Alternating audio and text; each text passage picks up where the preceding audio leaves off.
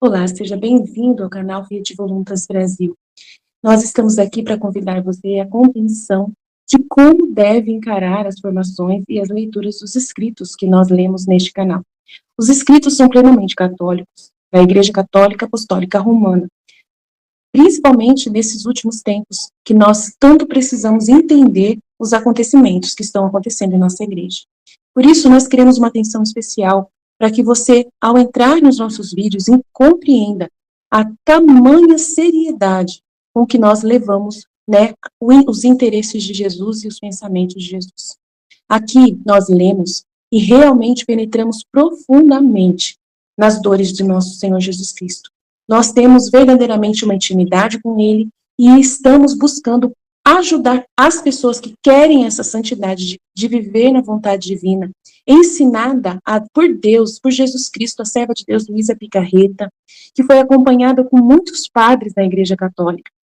E ela recebeu uma santidade, um dom para esses tempos muito importante, que é o de viver na vontade divina, que é totalmente diferente do que a igreja conheceu nesses 2000 anos. Não é seguir doutrina cegamente, regras cegamente, mas sim conhecer plenamente o coração de Jesus e obedecer os interesses de Deus para o aqui e agora, numa intimidade concreta, né, vivendo uma santidade que nunca existiu, só existiu na vida de Maria e de Jesus e da Luísa. Por isso nós estamos aqui ajudando as pessoas com vídeos longos, claro, explicando até mesmo as nossas vidas na divina vontade na prática, trazendo o conhecimento aplicado na nossa vida. Por isso nós narramos acontecimentos, parábolas, circunstâncias, para que a pessoa tenha facilidade de penetrar e interessar da forma correta pelos escritos. Uma pessoa que está na vontade humana, que é a grande chave, né, dessa santidade, é a pessoa renunciar à sua forma de pensar humano, sem Deus, né, para si mesmo, visando somente o seu próprio, né, bem pessoal. A pessoa que visa somente a sua própria salvação, a pessoa que visa somente a salvação da sua família, de poucas pessoas, ou somente dos católicos, essa pessoa está com o pensamento travado para o livro do céu, não consegue entender os escritos de Jesus. E aí, quando vai ler, ela vê uma coisa superficial e não sai da santidade humana, que é uma santidade só pessoal. Ela precisa ir para a santidade divina, que é com o pensamento em Deus. E nós queremos ajudar você a chegar lá, né, subir mais alto e conseguir ver as coisas com os olhos de Deus. Para isso, demora bastante o processo de purificação da sua mente. E nós estamos aqui para você, para te servir, para te trazer essa graça. Se você quiser contar conosco, é isso aí. Deus abençoe. Um bom vídeo para você. Em nome do Pai que me criou, do Filho que me resgatou, do Espírito Santo que me santificou, divina vontade reina na minha vontade. Ó minha mãe, eu te amo e tu me amas. Dai-me um gole da vontade divina à minha alma. Me abençoa, Mãe, para que todas as minhas ações sejam feitas diante dos vossos olhos maternais. Amém. Suprema Majestade, eu venho em sua divina vontade, em nome de todos, do primeiro ao último homem que existirá na terra, para dar a ti as homenagens que tendes direito, as adorações, os louvores, o amor, as reparações por todos e por cada pecado. Venho, Senhor, na sua divina vontade, dou-te a minha vontade humana, por meio do Imaculado Coração de Maria, que possui todos os dons e os frutos da divina vontade. Dai-me, Senhor, então a tua divina vontade. Vem, ó divina vontade, nesta ação que eu estou a fazer e em todas as ações que eu farei durante este dia. Amém. Fiat. Vinde, Espírito Santo, vinde por meio da poderosa intercessão do Imaculado Coração de Maria, vossa amadíssima esposa e nossa mãe. Amém. Continuando a leitura do Livro do Céu, volume 1, capítulo 53. Os méritos da cruz. No lugar da cruz que tinha até agora, Luísa recebe outra muito maior. Uma manhã, 14 de setembro de 1899, era o dia da exaltação a Santa Cruz. O meu doce Jesus transportou-me aos lugares santos. Mas antes disse-me tantas coisas da virtude da cruz, não me lembro de tudo, mas alguma coisa. Amada minha, queres ser bela? A cruz te fará os traços mais belos que se podem encontrar, tanto no céu como na terra. Tanto de apaixonar a Deus, que contém em si todas as belezas. E continuava: Queres tu estar cheia de imensas riquezas, não por breve tempo, mas por toda a eternidade? Pois bem, a cruz te fornecerá todas as espécies de riquezas, desde os mínimos centavos, como são as pequenas cruzes, até as maiores somas, que são as cruzes mais pesadas. Porém, os homens que são tão ávidos por ganhar um centavo temporal, que logo deverão deixar, não se preocupam em adquirir um centavo eterno. E quando eu, tendo compaixão deles, vendo sua despreocupação por tudo o que se refere ao eterno, benignamente lhe ofereço a oportunidade, em vez de apreciá-la, se indignam e me ofendem. Que loucura humana! Parece que a entendem ao contrário. Minha dileta, na cruz estão todos os triunfos, todas as vitórias e as maiores aquisições. Para ti não deve haver outro alvo senão a cruz. E esta te bastará por tudo. Hoje quero te contentar. Aquela cruz que até agora não bastava para poder te estender e crucificar-te completamente, é a cruz que tens levado até agora. Portanto, devendo crucificar-te completamente, tens necessidade de que faça descer novas cruzes sobre ti. Então, aquela cruz que até agora levantaste, a levarei ao céu para mostrá-la a toda a corte celestial como penhor do teu amor. E outra maior farei descer do céu para poder satisfazer meus ardentes anseios que tenho sobre ti. Enquanto Jesus dizia isto, apresentou-se diante de mim aquela cruz que tinha visto outras vezes. Eu tomei-a e estendi-me sobre ela. Enquanto estava assim, abriu-se o céu, e dele desceu o evangelista João, e trazia a cruz que Jesus me tinha indicado, a rainha mãe e muitos anjos. Quando chegaram junto a mim, tiraram-me de cima daquela cruz e puseram-me sobre a que me tinham trazido, muito maior. Um anjo tomou aquela cruz de antes e levou-a para o céu. Depois disso, Jesus, com suas próprias mãos, começou a me pregar sobre aquela cruz. A mamãe rainha me assistia, e os anjos e São João proporcionavam os pregos. Meu doce Jesus mostrava tal contentamento e alegria ao crucificar-me, que só por dar essa alegria a Jesus, não só teria sofrido a cruz, mas outras penas ainda. Ah, me parecia que o céu fazia nova festa por mim ao ver o contentamento de Jesus.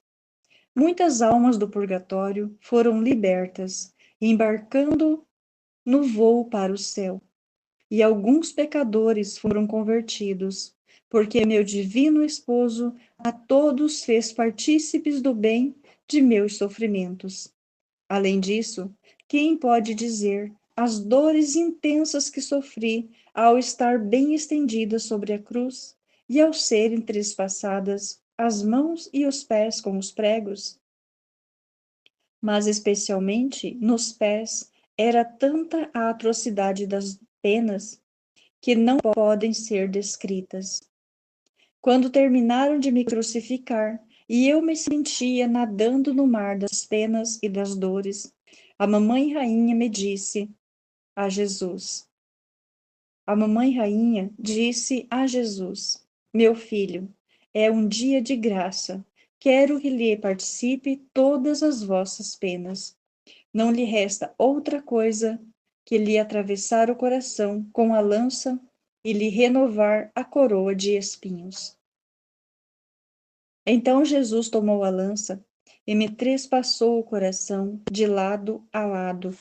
Os anjos tomaram uma coroa de espinhos muito densa, deram-na na mão da Santíssima Virgem e ela mesma cravou-me a cabeça. Que dia memorável foi para mim, de dores sim, mas também de contentamentos, de penas indizíveis, mas também de alegrias. Basta dizer que era tanta força das dores que Jesus, todo esse dia, não se moveu do meu lado para sustentar minha natureza, que desfalecia pela intensidade das penas.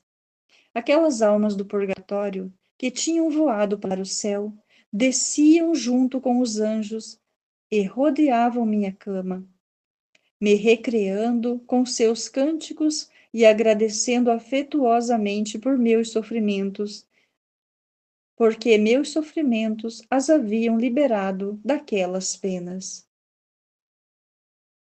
Capítulo 54. Nova participação de Luísa nas dores da paixão de Jesus. E sucedeu que, tendo passado 5 ou 6 dias daquelas penas tão intensas, com grande aflição minha, começaram a diminuir, e então pedi ao meu amado Jesus que me renovasse a crucificação, e ele às vezes cedo e às vezes não. Tinha prazer em me transportar aos lugares santos e me participar as penas de sua dolorosa paixão.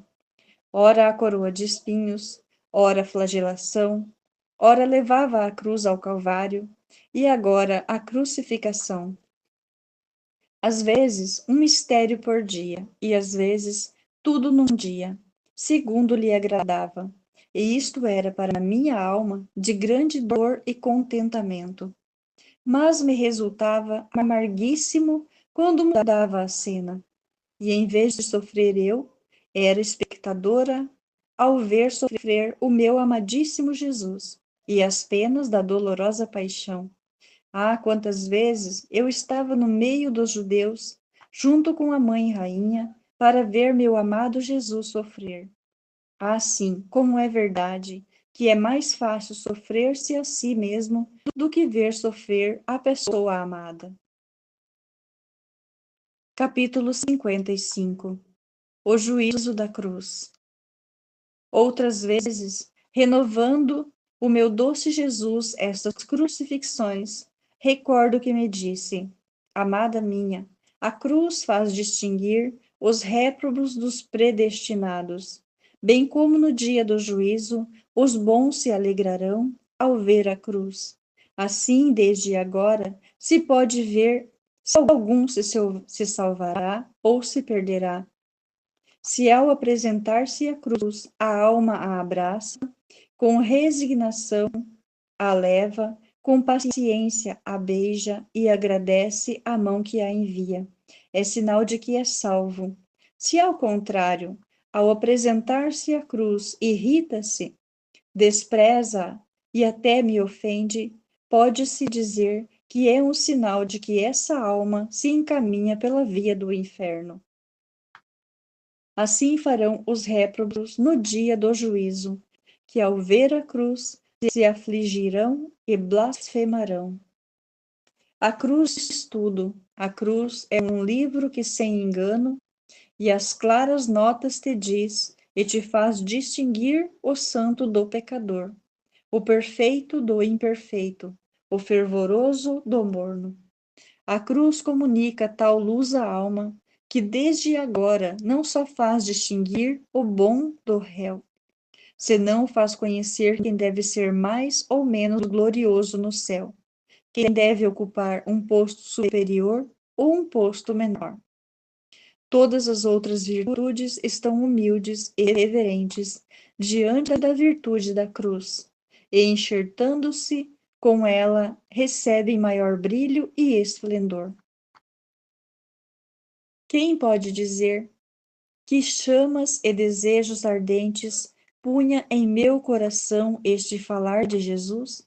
Sentia-me devorar pela fome de sofrer, e ele para satisfazer minhas ânsias, ou bem para dizê-lo melhor, o que ele mesmo me infundia, renovava-me a crucificação.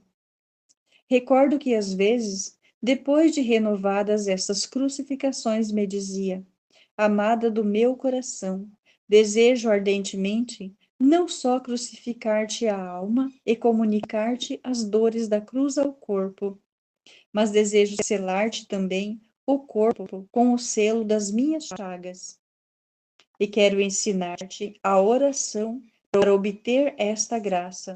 A oração é esta: eu me apresento diante do trono supremo de Deus, banhada no sangue de Jesus Cristo, pedindo-lhe que, pelo mérito de suas elevadíssimas virtudes e de sua divindade, me conceda a graça de crucificar-me.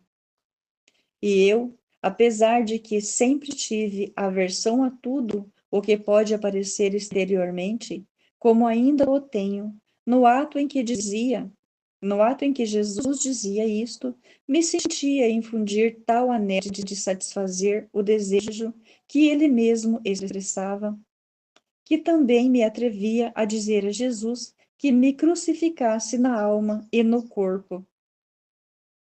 E algumas vezes lhe dizia: Esposo santo, coisas exteriores não gostaria. E se alguma vez me atrevo a dizê-lo, é porque tu mesmo me dizes. E também para dar um sinal ao confessor de que és tu quem operas em mim. De resto, não queria outra coisa, senão que aquelas dores que me fazem sofrer, quando me renovas a crucificação, fossem permanentes, não queria essa diminuição depois de algum tempo, e só isso me basta. E que da aparência externa, quanto mais o possas manter oculto, tanto mais me contentará. Capítulo 56. Luísa faz a confissão de seus pecados a Jesus. Lembro-me confusamente que lhe pedia frequentemente que me encontrava junto a Nosso Senhor, a dor dos meus pecados e a graça de que me perdoasse tudo o que de mal tinha feito. E às vezes chegava a dizer-lhe que estaria contente quando de sua própria boca me dissesse: eu perdoo todos os teus pecados. E Jesus bendito, que nada sabe negar quando é para o nosso bem, uma manhã fez-se ver e me disse: dessa vez quero fazer eu mesmo o ofício de confessor, e tu me confessarás todas as tuas culpas, e no momento em que fizeres isto, te farei compreender uma por uma as dores que destes ao meu coração, ao me ofender, a fim de que, compreendendo tu, por quanto pode uma criatura, o que é o pecado, tome a resolução de preferir morrer que me ofender. Enquanto isso, tu entras no teu nada e recita o teu pecado. Enquanto isso, tu entras no teu nada e recita o eu pecador. Eu, entrando em mim mesma, advertia, percebia toda a minha miséria e maldades, e diante de sua presença tremia toda. E me faltava a força de pronunciar as palavras do eu pecador. E se o Senhor não tivesse infundido em mim nova força, dizendo-me: não temas, se sou juiz, sou também teu pai, coragem, sigamos em frente. Teria ficado lá sem dizer uma palavra. Então disse o eu pecador, toda cheia de confusão e humilhação. E como me via toda coberta por minhas culpas, dando um olhar, descobri que a culpa que mais tinha ofendido ao nosso Senhor era a soberba, e por isso disse: Senhor, me acuso ante tua presença de que tenho pecado de soberba. E ele: aproxima-te do meu coração, ouve-me, e ouve o rasgo cruel que fizeste ao meu coração com este pecado. Toda tremendo, pus meu ouvido sobre o seu coração adorável, mas quem pode dizer o que eu ouvi e compreendi naquele instante? Mas depois de tanto tempo, direi só alguma coisa confusamente. Lembro-me que o seu coração batia tão forte que parecia que queria partir-lhe o peito. Logo me parecia que se despedaçava e pela dor ficava quase destruído. Ah, se poderias ter destruído o Senhor divino com a soberba? Ponho uma semelhança para fazer-me entender. De outra maneira, não tenho palavras para expressar-me. Imagine um rei e a seus pés um verme, que elevando-se e inflando-se começa a crer alguma coisa, e que chega a tal atrevimento que, elevando-se pouco a pouco, chega à cabeça do rei e quer tirar-lhe a coroa para colocá-la sobre sua cabeça. Logo o despoja de suas vestes reais, o lança do trono e finalmente trata de matá-lo. Mas o pior deste verme é que ele mesmo não conhece seu próprio ser. Engana-se a si mesmo, pois, para se desfazer dele, só se necessita que o rei o ponha debaixo dos pés e o esmague. E assim terminariam seus dias. Isso causa raiva e compaixão, e ao mesmo tempo ridiculariza o orgulho deste verme, se isto pudesse ser dado. Assim me via eu diante de Deus, o que me encheu de tal confusão e dor, que me senti renovar em meu coração o rasgo que sofria o bendito Jesus. Depois disso, me deixou e eu sentia tanta pena e compreendia como é feio este pecado da soberba, que é impossível descrevê-lo. Quando pensei muito bem sobre tudo isso em mim mesma, meu bom Jesus voltou e me disse para continuar a confissão de minhas culpas. E eu, tremendo, continuei me acusando dos pensamentos, palavras, obras, causas e omissões. E quando via que eu não podia seguir fazendo a confissão, pela pena que sentia de havê-lo tanto ofendido, porque tinha uma claridade tão viva diante daquele sol divino, especialmente porque nele descobria a pequenez, a nulidade do meu ser e ficava assombrada de como eu tinha tido tanta ousadia, de onde tinha tomado essa coragem de ofender a um Deus tão bom, que no mesmo ato em que o ofendia, ele me assistia, me conservava, me alimentava, e se tinha algum rancor comigo, era para com o pecado que eu fazia e que odiava sumamente. Em troca, a mim me amava imensamente, me desculpava ante a divina justiça, e se ocupava todo para remover aquele muro de divisão que tinha produzido o pecado entre a alma e Deus. Oh, se todos pudessem ver quem é Deus e quem é a alma no momento em que peca, todos morreriam de dor, e eu acredito que o pecado seria exilado da terra. Então, quando Jesus bendito via que pela pena não podia mais, retirava-se e me deixava para que compreendesse muito bem o mal que tinha feito. E depois voltava de novo, e eu continuava acusando minhas culpas. Mas quem pode dizer tudo o que compreendi e explicar uma por uma as diversas afrontas e as dores especiais que com as minhas culpas tinha causado ao nosso Senhor? Sinto-me quase impossibilitada de me explicar, e também porque não me lembro muito bem.